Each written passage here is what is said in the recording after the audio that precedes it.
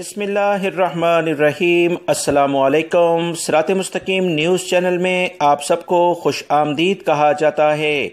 आज 29 अप्रैल 2021 है।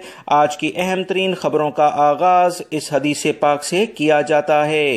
रसूलुल्लाह सल्लल्लाहु अलैहि वसल्लम ने इरशाद फरमाया, 3 आदमियों की दुआ रद्द नहीं की जाती, आदिल हुक्मरान, रोज़ादार हत्ता कि रोज़ा इफ्तार कर ले, और मज़लूम की दुआ।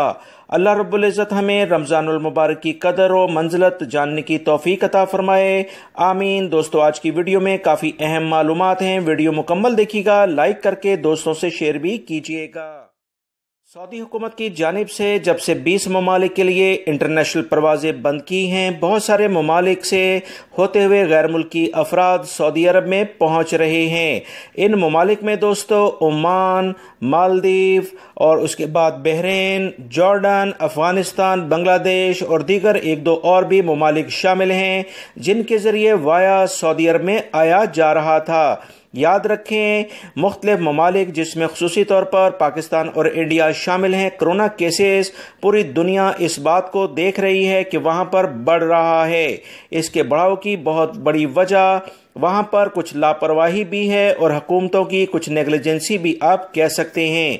याद रखें, इस तमाम सूरत हाल की बना पर मुख्तलिफ ममालिक जिसमें ओमान, मालदीव, उर्दन, कुवैत और अब बहरीन ने भी इंडिया के लिए और पाकिस्तान के लिए खुसूसी तौर पर जो फ़्लाइट्स हैं वो बंद कर दी हैं। इंडिया के लिए बहरीन ने और मालदीव ने आज से फ़्लाइट्स बंद कर दी हैं, जबकि पाकिस्तान के लिए अभी कुछ टाइम के लिए बहरीन से फ़्लाइट्स चल रही हैं। अफ़गानिस्तान से दोनों मुल्कों के लिए फ़्लाइट्स आ रही हैं, मगर किसी भी टाइम ये बंद हो सकती हैं। लिहाजा तमाम लोग जो भी आने वाले हैं कोशिश करें जितनी जल्दी आप सऊदी अरब में पहुंच सकते हैं पहुंच जाएं, वरना बेहतर है कि मौजूदा हालात के लिहाज से अपने मुल्कों में रहा जाए और बाकायदा इंटरनेशनल फ़्लाइट्स के खुलने का इंतज़ार किया जाए तो ज़्यादा मुनासिब होगा। मक्कातुल मुकर्रमा में बल्दिया के इदारे ने अहम कार्रवाई करते हुए 18 अफराद को जहरीला खाना खिलाने पर एक मशहूर होटल को बंद कर दिया है। वजारत बल्दिया ने रेस्टोरेंट बंद करने के लिए वहां पर मुकम्मल कार्रवाई की, जिसमें तस्दीक हो गई कि यहां 18 अफराद को गैर मुनासिब खाना पेश किया गया था, जिस पर इनकी हालत काफ़ी ज़्यादा ख़राब हो गई है।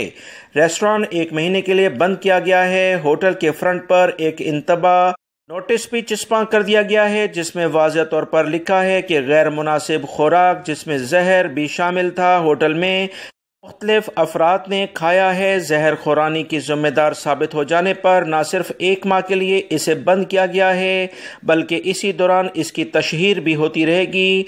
होटल पर जुर्माने भी लगाए गए हैं। लिहाजा वो तमाम गैर मुल्की और सऊदी शहरी जो होटलों से खाना खाते हैं, वहाँ की कंडीशंस को देखें, उसके बाद वहाँ से खाना लें।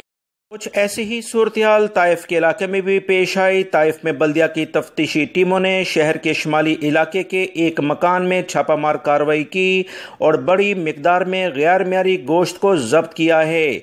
मकान में रहने वाले गैर कानूनी गैर मुल्की अफराद नामालूम मुकाम से लाए जाने वाले गोश्त को मार्केट में सप्लाई करते थे। रीजनल बल्दिया की तफ्तीशी टीम के हवाले से बताया गया है कि शहर के शुमाली इलाके में एक कच्चे मकान में मुकीम गैर मुल्कियों ने गोश्त स्टोर किया हुआ था।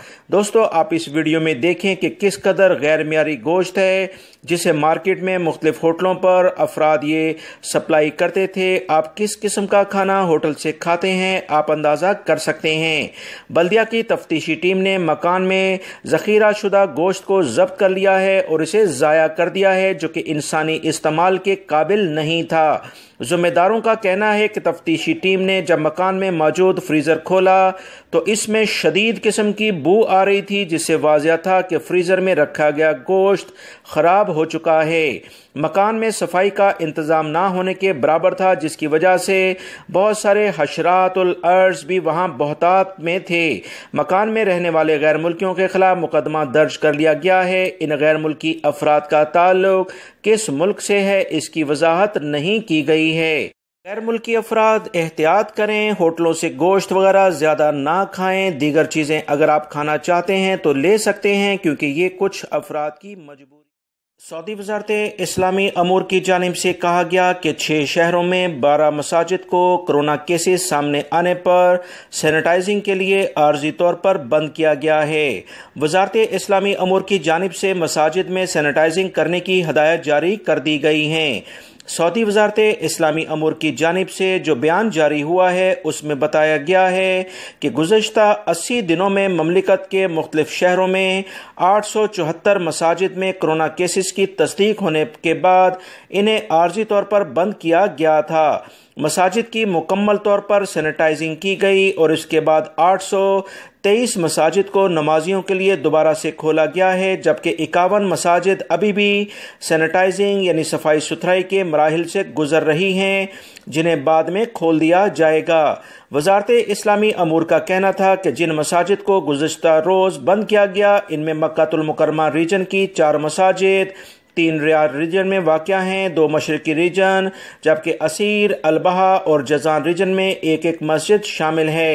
سعودی وزارت اسلامی امور نے تمام مسلمانوں کو ہدایت جاری کی ہے کہ اگر آپ مسجد آتے ہیں تو نماز باجماعت آنے کے لیے جو سخت قوانین ہیں اس پر عمل کیا جائے، تاکہ مساجد میں نماز باجماعت ادا کرنے والے اپنے احتیاطی تدابیر پر اگر عمل کریں گے تو انشاءاللہ وبائی مرض کرونا کے واقعات بھی کم ہوں گے۔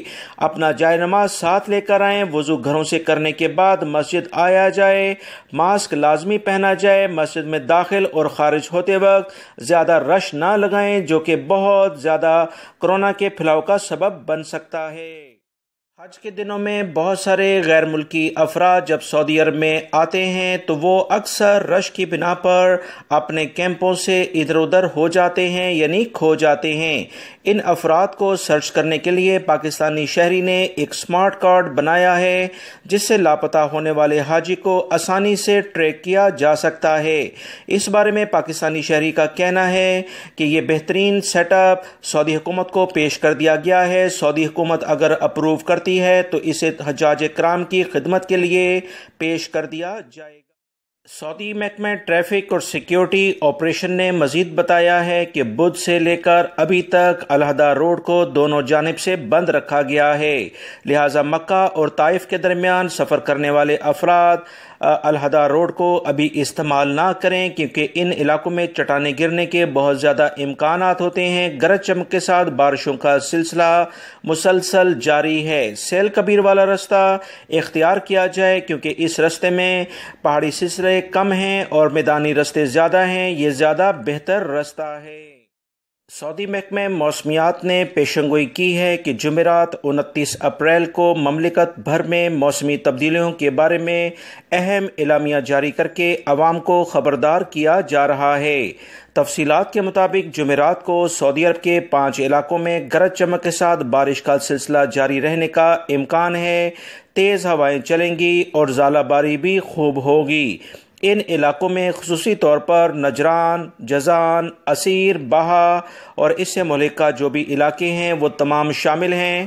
محکمہ موسمیات کی مزید اطلاعات کے مطابق بارشوں اور ژالہ باری کا یہ سلسلہ ریاض اور الشرقیہ ریجن کے جنوبی مقامات تک پھیل جائے گا۔ مکہ المکرمہ کے بالائی علاقے بھی اس سے متاثر ہوں گے۔ مکہ المکرمہ کے علاوہ ریاض اور الشرقیہ ریجنز کے جنوبی مقامات پر جمعرات کو گرد آلود تیز ہوائیں چلیں گی۔ ان مقامات پر گرج چمک کے ساتھ بارش کا بھی بہت زیادہ امکان ہے۔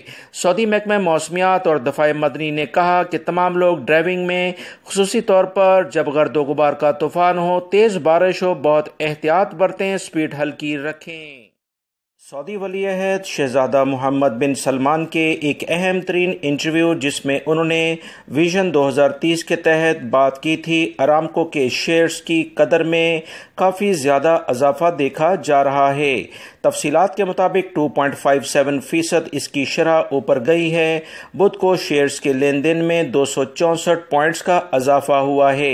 سعودی ولی عہد کی جانب سے سعودی عرب کے بارے میں اہم ترین اعلامیہ جاری کیے گئے تھے، جس کی تفصیلات دوستوں کل آئی تھیں، میں نے اپنی ویڈیوز اور دوسرے چینل پر الگ سے بھی شیئر کی تھیں۔ सऊदी अरब में बहुत सारी कंपनियां 2030 के विजन के तहत भरपूर तरीके से सरमायाकारी करने जा रही हैं।